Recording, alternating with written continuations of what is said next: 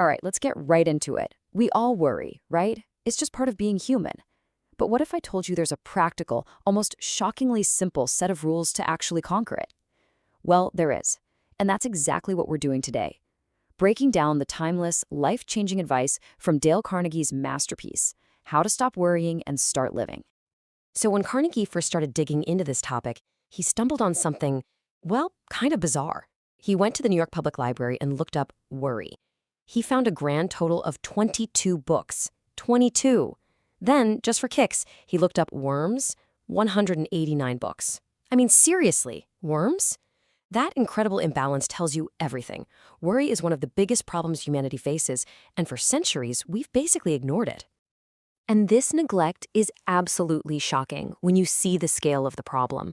According to the medical experts Carnegie consulted, a full half of all hospital beds, 50%, are occupied by people with nervous and mental troubles. These are people who have quite literally collapsed under the crushing weight of worry. This isn't just about feeling stressed out, it's a full-blown public health crisis. And the physical price we pay for all this worry? It's terrifyingly real. One doctor put it perfectly. Stomach ulcers aren't caused by what you eat, they're caused by what's eating you.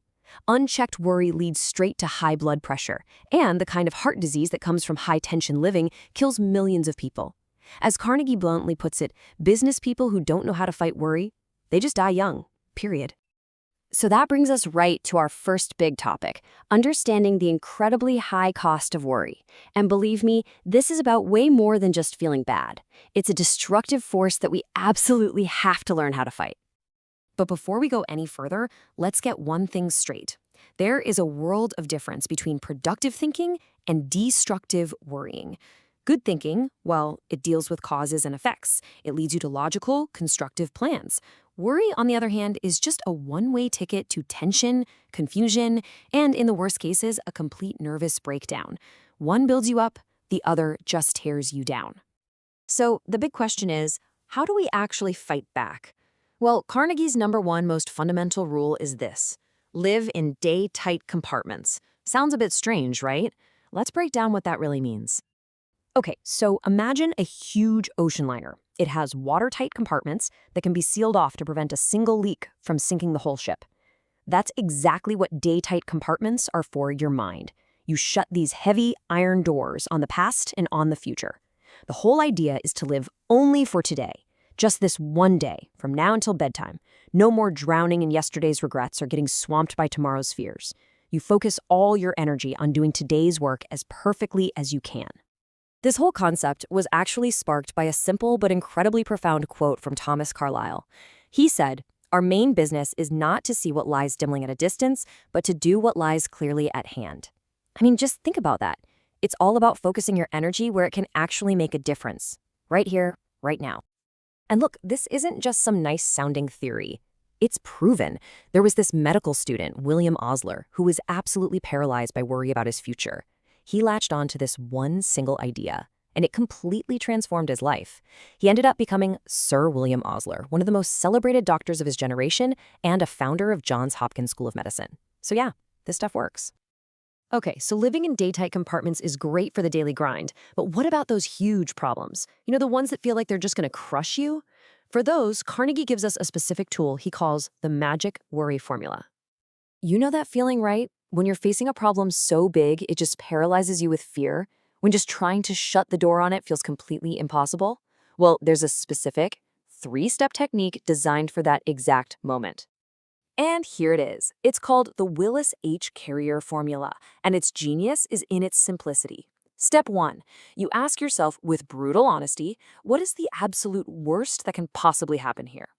Step 2, you mentally prepare yourself to accept that worst-case scenario. You make peace with it. And then, here's the magic, step 3, once you've accepted the worst, the fear is gone. You're free, and you can calmly devote all your energy to improving upon that worst-case scenario. And again, this isn't just theory. The engineer who came up with it, Willis H. Carrier, used it himself when he was staring down a potential $20,000 business catastrophe, which was an absolute fortune back then. He went through the steps, he accepted the potential loss, and suddenly, he could think clearly again. The panic just vanished. And what happened? He ended up turning that disaster into a $15,000 success. All right, on to our third and final strategy. And this one might be the most accessible of all. The idea is super simple. Just crowd worry out. The writer George Bernard Shaw absolutely nailed this concept with a fantastic quote.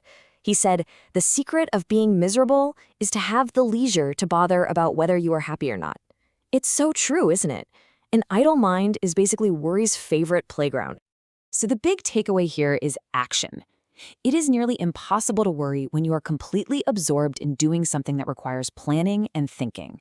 The best remedy for worry is to get so busy with something constructive that there's just no room left for it. So get busy. Keep busy. It is seriously the cheapest and one of the most effective forms of medicine on the planet. So, when you look at all of these strategies, sealing off the day, accepting the worst, or just getting busy, they all point to one single powerful central truth about where the real battle against worry is actually fought. So after all these techniques, what is it? What's the single greatest secret to living a life that's free from the destructive power of worry? What's the one big idea that holds this all together? Well, it turns out the great Roman emperor and philosopher Marcus Aurelius summed it up perfectly nearly 2,000 years ago. He said, "Our life is what our thoughts make it." And that's it. That's the secret. The battle isn't fought out there in your circumstances. It's fought right here in your mind. If we think happy, positive, courageous thoughts, we'll be happy. If we think miserable, fearful thoughts, we'll be miserable. The power to conquer worry isn't some magic trick. It's a choice we get to make with every single thought.